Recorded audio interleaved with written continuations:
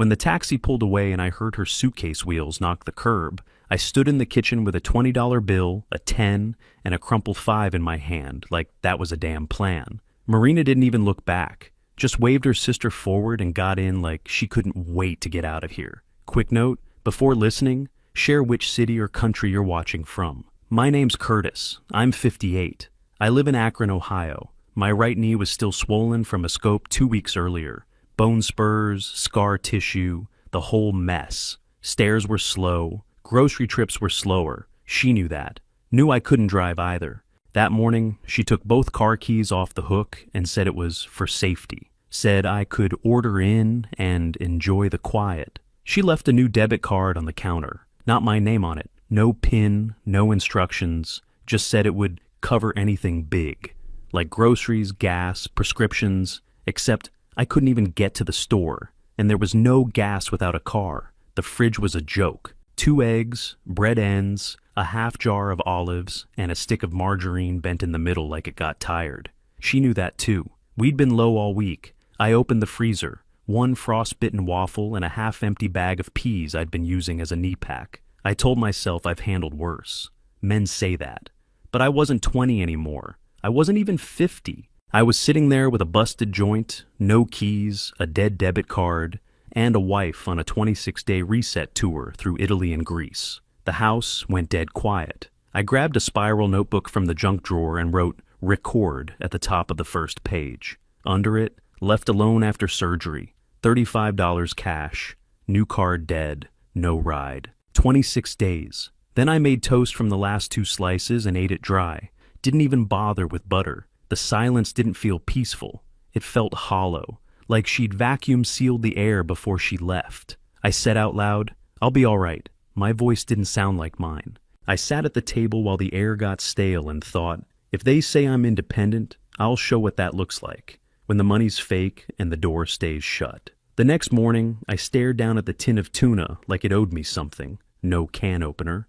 So I jabbed the top with a butter knife, worked it until the metal gave. Saltines on a paper towel, black coffee from what was left in the can. That was breakfast. And probably dinner, too. Day 2. I tried Marina's card again and logged the failures in the notebook. Then I called her, twice on the work line, once on her cell. Left 1 message, nothing dramatic, just said I needed the PIN, asked her to call back. Then I texted her 8 times across the day. Short ones. Card not working. Need to activate. Call me when you can. All I got was 1 photo. Blue sea, bright sky. Caption said, "Finally breathing." Pissed me off more than if she'd said nothing. I didn't tell my son. Haven't been close since he moved to Tennessee with that girl he married quick. That kind of distance turns into habit. He'd probably ask why I didn't prepare better, why I didn't have backup plans. I didn't want to explain pride to someone who still thought life was about winning arguments. So I recorded a voice memo instead. Just me in the living room, phone propped on the armrest. Said, "Day 2, knee swollen, groceries thin, card no good." I sounded like a stranger, flat, worn out. The house creaked all night. I slept in the recliner to keep my legs straight. Told myself maybe by tomorrow I'd drive to the store, just grab a few basics. Then I remembered, no car. Both sets of keys with her in Santorini or Florence or wherever the hell they were that day. Around 1 in the morning, I opened the notebook again. Wrote, "If something happens, this is the record. Time, names, declines, photos." It felt necessary. I sat in the kitchen with my knee wrapped, window cracked just enough to hear the wind, and told myself again I'd be fine. Pride's a funny thing. It swells up louder when the world gets quieter. That night, I caught myself limping past the neighbor's window. Mrs. Lang's place, lights on, TV glow. She always kept an extra plate on the stove just in case her sister stopped by. I thought about knocking. Then I pictured her telling the church ladies or dropping off a bag of groceries with that soft, "Oh, bless your heart" tone. No thanks. I turned back, pulled the curtain, sat down, and turned the TV on just to hear someone say something. Commercials, game shows. Even that felt better than silence. I didn't sleep much.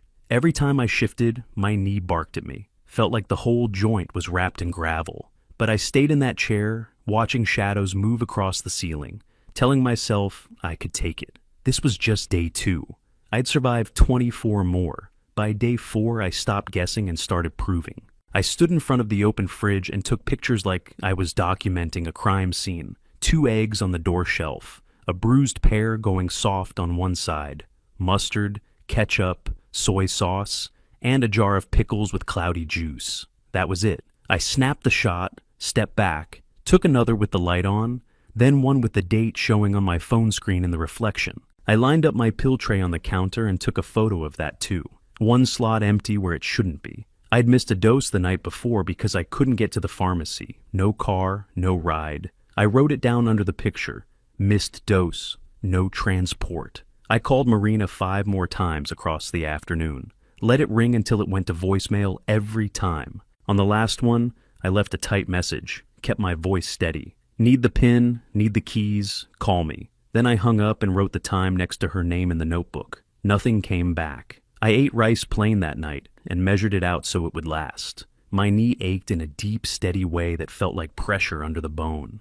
I wrapped it, sat down, unwrapped it, wrapped it again. I wrote, swelling worse, no rides, $18 cash left. I thought about Mrs. Lang next door. We waved when we took the trash out, traded cookies at Christmas. She once brought over soup when Marina had the flu, and Marina acted like it was charity she didn't ask for. I pictured myself knocking, asking for a ride or a bag of groceries. The thought made my chest tighten. I didn't want to look useless. Not to her, not to myself. So I turned the TV up and let it talk at me. News, then a rerun, then an infomercial selling knives that cut through bricks. I kept the volume high so I wouldn't hear my stomach or the house settling. Later, I sat at the kitchen table and stared at the notebook. It was getting thick. Receipts, photos, times, names, evidence. I didn't set out to build a case. It just kept happening. I picked up my phone and opened the camera, propped it against a cereal box, and hit record. 40 seconds, maybe less. I didn't rehearse. I said, if you're seeing this, I was here and it wasn't fine. Then I turned the phone and showed the pantry, the empty shelf, the rice bag folded over, the single can of corn. I swung back to the fridge and opened it, held the shot long enough to count what was missing. My voice sounded rough. I felt dumb doing it, like I was performing for nobody.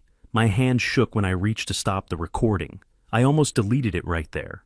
Instead, I named the file with the date and saved it. I slid the phone face down on the table, closed the notebook, and tucked everything together in the drawer. Then I stood up slow, braced on the counter, and locked the drawer. I had just sat down from putting the notebook back in the drawer when the doorbell rang. 3 short, sharp hits. Not the kind people use when they're selling something. I almost didn't get up. My knee screamed when I shifted.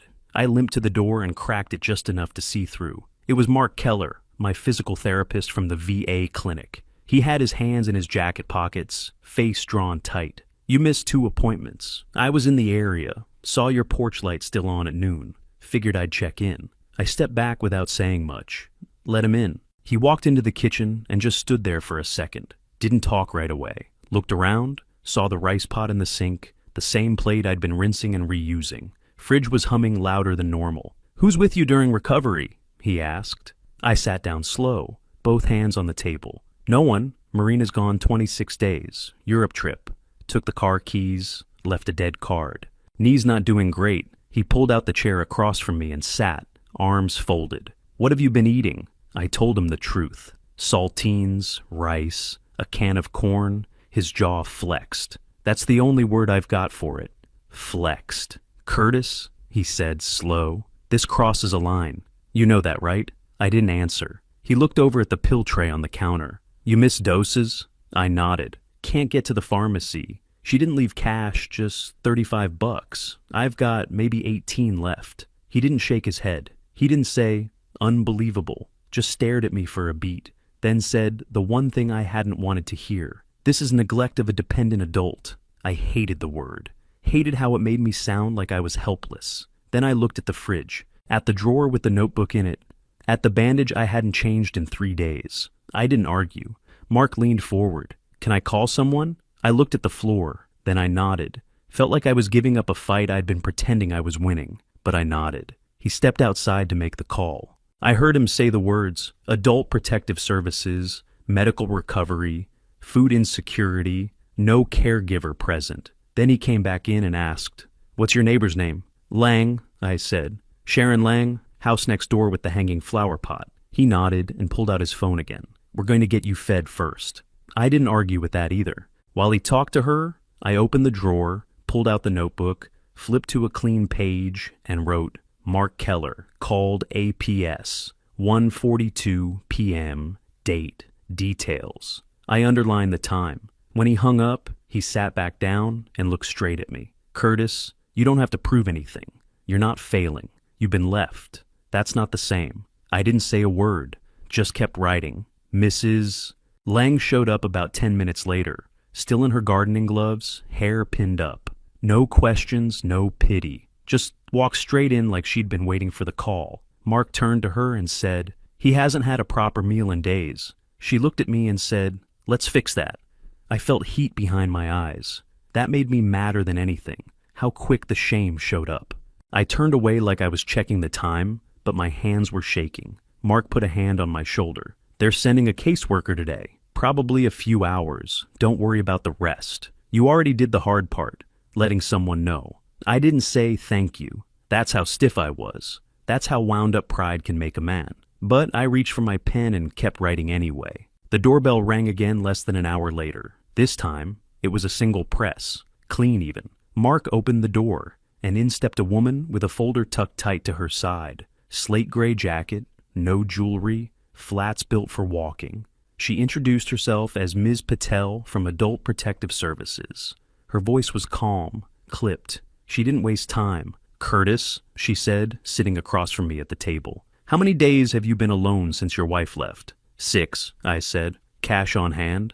$18. "Medication schedule?" "Supposed to take 3 in the morning, 2 at night. I've missed a few." She nodded as she wrote, not like she was judging, just logging it. She took the debit card Marina left on the counter, turned it over, checked the back. "This card isn't activated." I didn't answer, didn't need to. She snapped a photo of it with a small black phone, then moved to the fridge, took photos inside. Same with the pantry, checked dates on the 2 eggs. Eyed the pill tray like she'd seen 50 just like it. Then Mrs. Lang walked in with 2 canvas bags that sagged heavy. She set them down without looking me in the eye and started unpacking. Eggs, dry pasta, bagged spinach, a can of chicken broth, bread, a jar of peanut butter. Ms. Patel asked, "You provided this?" "I did," Mrs. Lang said, "from my kitchen and a short trip down the road." She didn't act like I should be embarrassed. Didn't give me that soft voice people use when they think you're pitiful. Just moved with quiet purpose. Ms. Patel nodded once and kept writing. Then she looked up at me. "For tonight, you're not staying alone. We'll arrange a temporary placement next door, if that's okay with both of you." Mrs. Lang said, "Of course it's okay." I didn't argue. I reached for the notebook and flipped to a new page. Wrote in block letters, Fayul, gifted by neighbor, date, total. Then slid the grocery receipts behind that page, lining the edges up neat. Ms. Patel set her folder on the table, opened it flat. "Would you like to make a written statement while we're here?" I didn't think long. I said, "Yes," before my pride could find its legs. She handed me a blank form and a pen. I wrote about the card, the missing keys, the unplanned trip, the fact that I was still recovering from surgery. I didn't add fluff, just the facts. I wrote down the day she left, the day I tried the card, the days I didn't eat right, the missed meds, the times I called. At the bottom, I wrote, "I'm not looking for a fight. I'm looking not to be invisible in my own house." Ms. Patel read it and didn't blink. She slid the statement into her folder, snapped it shut, and said, "That's clear, that's strong, we'll follow up in the morning." I stood up slower than I meant to, grabbed my essentials, pill case, notebook, phone charger. As we headed next door, Mrs. Lang held the door without a word. I didn't look back, not once. Second night at Mrs. Lang's, I was sitting at her kitchen table, knee-packed, notebook open, flipping through receipts and scribbled notes when my phone lit up. Marina, her work number, not her cell. I didn't think. I just answered and hit speaker. Mrs. Lang was steeping tea. She sat across from me with a mug in each hand and didn't say a word. Marina's voice came in sharp. Why did I get an email from Adult Protective Services? No hello, no, are you okay? Just that. I held the phone steady. Because I've been here for 6 days alone, with no working debit card, no car, no access to food or meds, post-surgery, that's why. She scoffed. Loud enough the mic clipped. You're exaggerating. You always do this. Mrs. Lang didn't flinch. She set the tea down gently and folded her hands. You left me $35 and a card I couldn't activate, I said. No PIN. I missed meds. I ate plain rice for 3 days. I called you, 10 times? No answer. Just pictures of seafood and sunsets. I thought you were resourceful, she said. You're not helpless, Curtis. You always say that. Mrs. Lang looked at me, then at the phone. Her voice was calm, but she wasn't soft. I bought him groceries because there wasn't enough food in the house. He can be resourceful and still be neglected. There was a long pause. Then Marina snapped, This was a private matter. You dragged outsiders into our marriage, and there will be consequences for that. She didn't say what kind, just let the threat hang like it meant something. Then the line went dead. I didn't move, didn't look up, just sat with my hands flat on the table, heart thumping like I'd run stairs. Mrs. Lang pushed the tea toward me and didn't say a word. The next morning, Ms. Patel met me at the VA clinic where Mark worked. I was waiting in the lobby, halfway through filling out my PT intake form, when she stepped in with a folder under her arm and a tight expression. She sat down beside me and said, She moved their return flight. They'll be back in 2 days. My stomach dropped. She's coming back early? For what? Not for you, Ms. Patel said. To manage the situation. She used those exact words when she replied to our follow-up. She handed me a stapled packet. My statement, Mark's report, screenshots of Marina's posts, call logs, grocery receipts, and the photos of the fridge. She tapped the cover page. This isn't punishment. This is protection. I believed her, still burned a little. That night, back at Mrs. Lang's, I lined everything up on the dining table. Notebook, printed screenshots, pill tray. I went through my voice memos and gave each one a label. Day 2, Day 4. I moved the 40-second kitchen clip to its own folder and named it Evidence Fridge. Then I played it back. My voice didn't shake. The camera showed the pantry shelf, the empty fridge, the corn can, the slow turn of the camera across a kitchen with no life in it. I didn't delete it. I didn't hide it. This wasn't spite. It was clarity. I wasn't just going to be the man who held on and kept quiet. I'd done that long enough. I closed the folders, charged my phone, and leaned back in the recliner with my legs straight. Mrs. Lang had gone to bed. Her clock ticked from the hallway. The air smelled like mint tea and clean linen. Marina could call it betrayal if she wanted. She'd called everything else an overreaction. But when she walked through that door, she wasn't going to find a man waiting to apologize. She was going to find the truth printed, labeled, and backed up. I wasn't hiding it anymore. The front door opened like it always did. Quiet latch, slow swing, slight creak near the hinge. Marina stepped in first, wheeling that silver suitcase behind her like she'd just come home from a long business trip. Her sister Nadia followed, sunglasses on top of her head, phone in hand.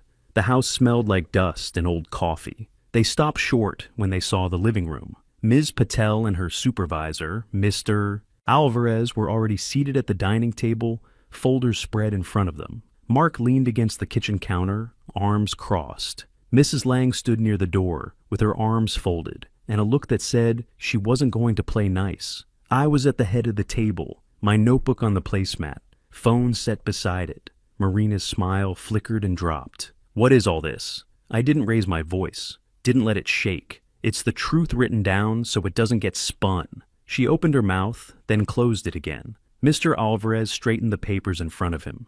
His voice was professional but hard. Mrs. Dorsey, we've reviewed the report filed by Ms. Patel, as well as supporting documentation provided by Mr. Dorsey and Mr. Keller. We found that no guardianship plan was arranged during your husband's medical recovery. No accessible funds were left. No transportation, food supply was inadequate, physical therapy was missed, medication doses were skipped. Marina shook her head like she was hearing a wild rumor. This is a misunderstanding. Curtis is perfectly capable. He's independent. He says that all the time. Nadia jumped in, nodding. Yeah, he always liked the dramatic angle. Doesn't mean there was harm. I reached for the phone, opened the file, and hit play. The clip rolled, my voice flat and tired. If you're seeing this, I was here, not fine. Then the slow pan across the pantry, the empty shelf, the The fridge with 2 eggs and a bruised pear. The hum of silence behind it. Marina's face went white. "No," she said, shaking her head. "This can't be happening." Mr. Alvarez didn't flinch. "This is not an accusation. It's a response to evidence. Based on that, we are issuing an emergency order." She straightened, tried to speak, but he kept going. "Effective immediately. No unsupervised caregiving for Marina Dorsey. Temporary removal of her medical proxy status. Financial separation initiated until a formal hearing. Supervised contact only." Nadia gasped, like someone had smacked her. "Wait, what? For this? You can't just—" He cut her off. "This isn't a courtroom. It's an emergency safety measure. If Mrs. Dorsey wishes to contest it, she may do so through proper channels." Marina looked at me, her mouth tight. "You went behind my back. You made this public. You made me look like—" I stood up. My leg was stiff, but I didn't lean on anything. "You've told me my whole life that bills don't care about excuses," I said, slow. "Well, safety doesn't either." She didn't answer, just stared at the folder like it might burn a hole through the table. Mr. Alvarez packed up the documents into a manila envelope and passed it to Ms. Patel. "We'll be following up with the court within 72 hours. Until then, please adhere to the terms. Violations will escalate the response." Mrs. Lang opened the door without being asked. Marina didn't move until Nadia gave her a nudge. Neither one looked at me on the way out. I didn't care. Mark gave me a small nod, and Ms. Patel wrote something in her folder before closing it. Nobody said congratulations. Nobody clapped. That wasn't the point. 2 weeks later, I sat in a courtroom that smelled like old paper and newer nerves. Wooden benches, weak coffee in the hallway, a clock that ticked louder than it needed to. The judge flipped through the folder without rushing. Photos of the fridge, screenshots from Marina's posts, grocery receipts, therapy notes, missed call logs, my statement, Ms. Patel's report, Mark's too. It was all there, clean and tight, nothing fancy, nothing padded, just what happened. Marina sat 2 rows up with her lawyer. She wore navy and kept her face still. She didn't look at me. She didn't go to jail. That's not how life works most of the time. No cuffs, no gasps, no slamming gavels. Just quiet consequences stacking up like bricks. The judge extended the order. Supervised visits only, required counseling, mandatory caregiving classes. No medical decisions over me. Not until the court said otherwise. When it ended, I stood, nodded once, and walked out without a glance her way. Back home, I got to work on my own damn life. Opened a small checking account down at First Federal. Just me on it. Told the teller I didn't need a rewards program or a savings tire. Just a card that worked and didn't lie. Arranged rides to physical therapy through the clinic. Mark had my schedule printed and pinned to the backroom bulletin board. I stocked the fridge myself. Eggs, potatoes, spinach, chicken thighs. Kept it simple. Bought a spice rack. Watched a video on how to make soup without it tasting like warm dishwater. Took a few tries, but I got there. Mark got me back on the bike at the clinic. Slow at first. I grimaced the whole damn session, but I finished it. Week after that, I did 2 full laps around the loop without stopping. My knee felt like mine again. So did the house. One morning, I boxed up Marina's fancy silver suitcase. The one she wheeled across our porch like she was escaping something hard. I set it near the front door. On top, I paperclipped 2 things. The official court order and a printed screenshot of her finally breathing post. Petty? Maybe. Clear? Absolutely. I didn't have to explain it. Folks who mattered already knew. My barber. The guys I sat next to at church. The neighbor who fixed my porch railing. They didn't need the whole backstory. Just looked at me a little longer, nodded a little deeper. That was enough. I didn't shout. I just stopped covering for it. I kept the notebook. Every page. I didn't burn it or toss it or wrap it in twine like it was some trauma diary. Truth doesn't need fire. It just needs to stay where you can find it. I walked my own groceries in, 1 bag at a time, took breaks on the stairs, sat each one on the counter, lined them up like a quiet win. Eggs, soup, apples. I didn't feel small doing it. I felt done asking. Marina texted that evening. A string of long messages about how she could change, how she hadn't realized the impact, how she just needed space. I didn't block her. I also didn't answer right away. I took 1 more video, not for court, not for APS, just for me. It showed a stocked fridge, the The pill tray filled, the knee brace back on the shelf, a new jar of peanut butter, the front door locked from the inside. I sent Marina one photo, just one, her suitcase by the door with the court order paper clipped on top. Typed a message beneath it. "You taught me actions have consequences. I learned." She replied, "This can't be our story." I looked at the notebook, still thick, still open on the table. It was our story, because it happened.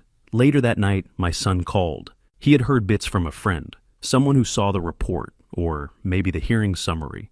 We talked for 18 minutes, laughed once, made a plan to grab lunch next week. That mattered more than any speech. I'm not out for blood, I'm out for peace. The kind you get when the door isn't just closed, it's yours to open.